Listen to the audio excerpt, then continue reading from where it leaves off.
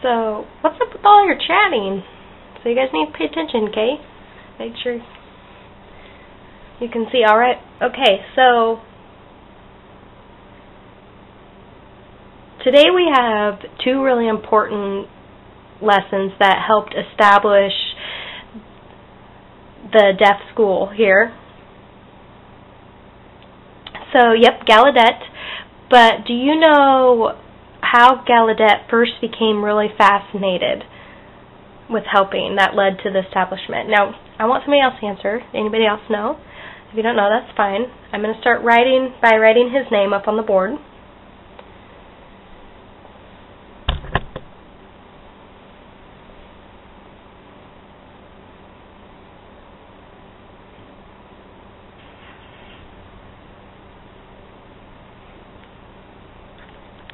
So you can see the spelling of his name. G-A-L-L-A-U-D-E-T. A-U-D-E-T. So that's it. Gallaudet. So have you guys seen? Yep, G-A-L-L-A-U-D-E-T. Yep, that's right. Some people just sign it T-H-G instead of trying to spell the whole thing, just T-H-G. Short and simple, but I prefer just to sign Gallaudet when I'm talking about him. So, now, what got him so fascinated and led to the setup of the school? So did you guys know that he wanted to be a preacher? So some of you didn't know, but he wanted to be a preacher when he grew up. So do you guys know what state he's from? You guys know where Connecticut is? It's really far east. And it's close to Boston. You guys know? Yep. So it's northeast. So he was born there in Connecticut.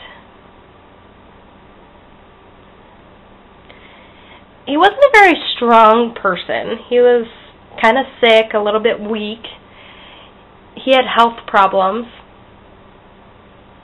And he's old, well, not really old, but, I mean, he was young, but he was, just had health problems. You know, like the boy, you know his name, the name sign is, who is that? His name sign K on the chest? Yeah, that's right. So, he's really sick, and it's kind of it's a good example, yeah.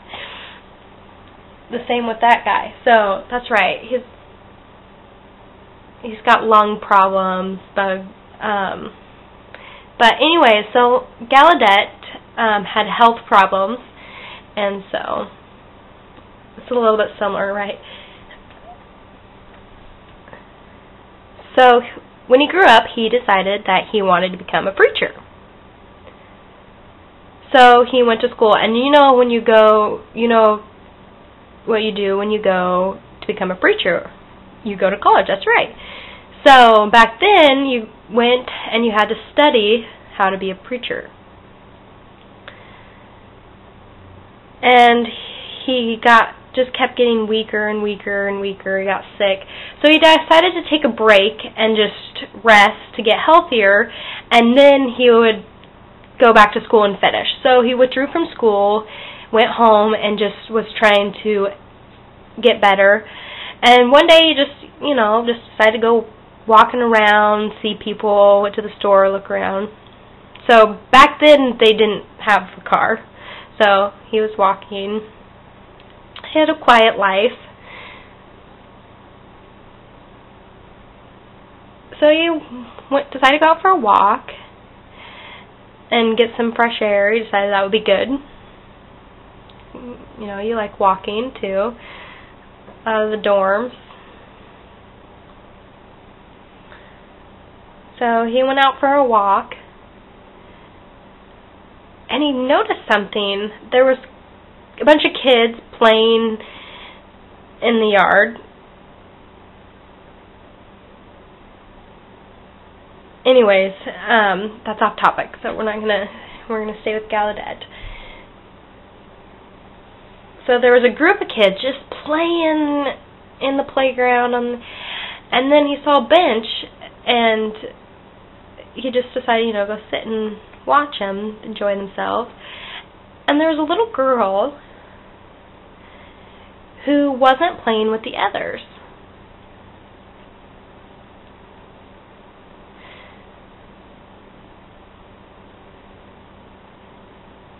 So he went up and he started talking to her, but the girl just sat there and was drawing in the sand.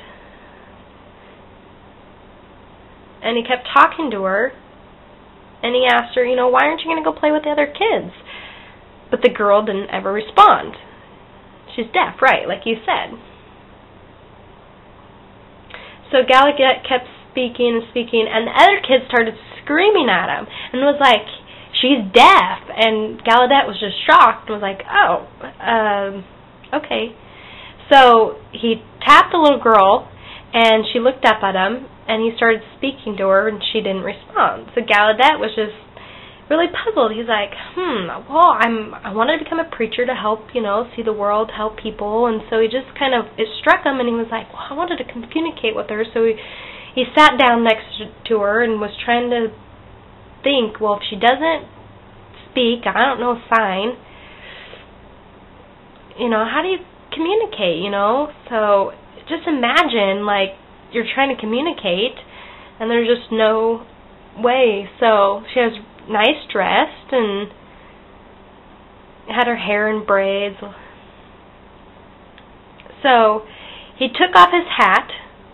He had, like Lincoln, he had that really tall, big brimmed hat. He took it off, and he pointed at it, and he spoke H-A-T. And the little girl just looked at him.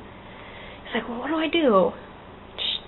You're right. He drew in the sand. So he got a stick, and he spelled H-A-T in the sand. And the girl looked at the letters, the word H-A-T. The girl looked at him and then looked up at Gallaudet. And Gallaudet pointed at the letters and pointed at the hat. And all of a sudden her face just lit up, and she understood, and she got this huge grin. And Gallaudet was looking at her, and she grabbed his hat and was pointing to the sand and to the hat, and was just so excited and pointing to the sand and then to the hat. And that just impacted Gallaudet. And behind Gallaudet and this little girl was the father, and he saw the whole thing, how Gallaudet was communicating with his daughter. And the dad came up to Gallaudet and started talking. Gallaudet kind of startled them, and so they were both talking. They introduced themselves, and the dad's name was Mason Cogswell. So I'm going to write his name up on the board.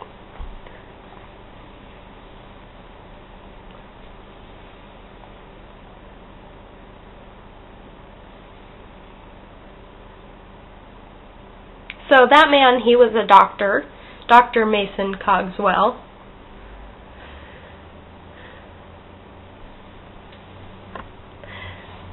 So Gallaudet introduced himself,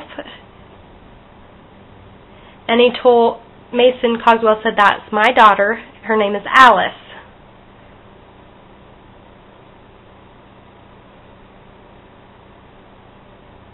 So yeah, could you please stop?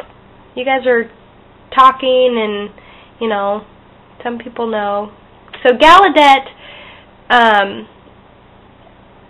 was sitting, the girl was sitting, the painting, the girl sitting on his lap. That's Gallaudet and Alice. So I'm going to show that to you tomorrow. So, but it's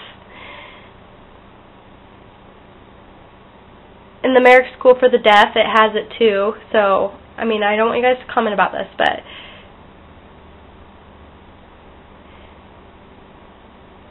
so he saw this conversation, Dr. Mason Cogswell, and I'm just going to do doctor for his name. And Gallaudet was describing, how he was taking a break from going to school to become a preacher, and so they were chatting, they became friends, and Dr. Mason Cogswell invited Gallaudet, to his house. So Gallaudet went to his house, and it was really fancy, and they have lots of decorations and lots of different books, but none of them had books on how to teach his daughter. So he's like, I have no idea how to. I've been struggling to have all these books, just a huge library, but I have no way to. I'm just stuck. I have no way to teach my daughter. And so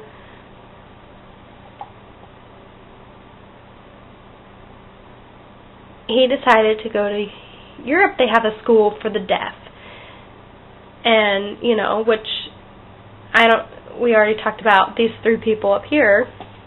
So the Dr. Covell asked if, she minded to go all the way to Europe to go, and she said he didn't want to send his daughter all the way to Europe, and it's too far. He didn't want to do that.